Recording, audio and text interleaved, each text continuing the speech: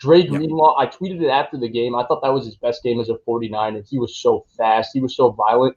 I went on this other show to do a pregame, and I talked about how because Alex Smith checks the ball down a lot, and because Dre Greenlaw's responsibility is often the running back on certain defenses, the way they play certain looks, Dre Greenlaw was going to have a great game in terms of being fast and violent and getting to the ball and making tackles. He did that. He was outstanding. 3 straight 3-and-outs without Fred Warner, like, that just doesn't. I want to say something about Greenlaw real quick.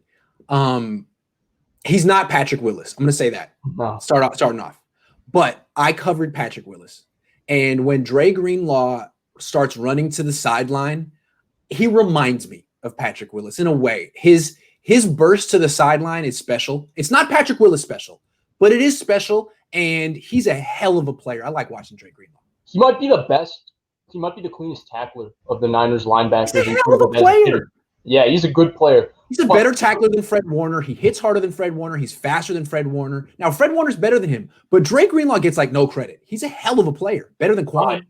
Right. I mean, they traded Cohn, right, and he was struggling the first few games after Cohn, but they kind of had him not playing. He's not as good as Cohn in coverage, but they had him play the things he does well. Robert Saleh did a phenomenal job of that, and they played well. But to answer your question, no, the initial strategy was to get Deebo Samuel the ball, and that was their only way of moving the ball in this offensive game, because they were going to have to win the edge, and they were going to have to get these linemen moving side to side and not being able to having to think instead of just pinning their ears back and rushing up the field.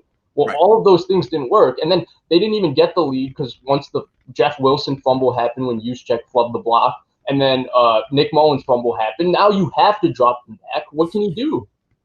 Yeah, coming back to the initial question, I actually gave the coaching staff an A in my report card. I mean, the quarterback scored 14 points on himself. I like Nick Mullins, but that's why they lost. Now, he was under siege, and maybe he could have just taken the sacks and thrown the ball away the way, Alex Smith would have. He did make a bad situation worse. That's what happened. So I can't blame Kyle Shanahan for that loss. I mean, what more could he do? When Deebo went down, they were going down.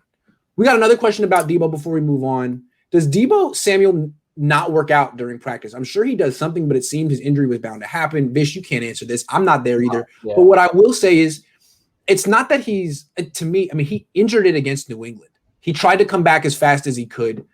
It's a 3-week injury, but it lingers, and you can re-injure it. I mean, it seems like he's trying his best to be out there for his team, and he keeps re-injuring a nagging injury.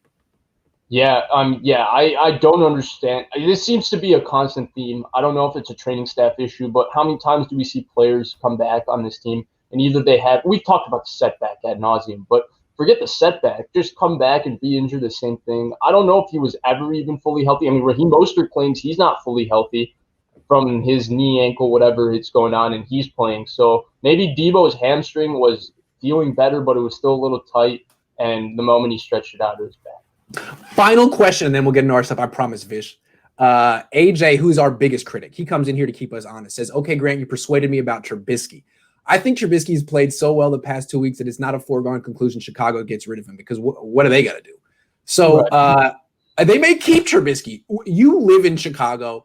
I've watched these games too, but real quick, your impression of what's going on with Trubisky right now. He's playing much better. This is the best he's played as a quarterback for the Bears. Let's see if it continues, because I think there is a big confidence problem upstairs for Mitchell Trubisky. No question. And for me, that's where when you look at an elite level athlete, I think the biggest thing you look for are confident athletes, because you're going to get hit. The NFL is naturally where you're going to get pushed down, but the confident guys are the ones that still believe in themselves and get up. Like, it's the dichotomy between Akello Witherspoon and Emmanuel Mosley. Emmanuel Mosley has 100% self-belief. Akello Witherspoon doesn't. True. With Mitch Trubisky, I do have that question. So I think we have to see the rest of the year, because he's going to have one more rougher type game for sure. And then what happens this year? Yeah. Is he going to bounce back? It's going to be my question. The only reason that I'm intrigued, and I don't know the answer with him, but I always go back to Alex Smith. He may not be Alex Smith, but Alex Smith had confidence issues too, and it wasn't his fault. Drafted by a bad organization, all these different coaches and coordinators. And then finally, it clicked. What I'm seeing with Trubisky is I've always hated Nagy. I think he's a bum. So now he's no longer the play caller. They got someone else in who I have no opinion of, but he seems to be doing better than Nagy. and Trubisky seems to be doing okay. So maybe now that you've sort of isolated certain variables, maybe Nagy is the nagging variable that we can get out, and Trubisky can have like a successful career. Now, maybe the Niners won't have the opportunity. He looks too promising. If it's 1 year, $1 million, where he gets cut and you can sign him for extra cheap, then I say why not.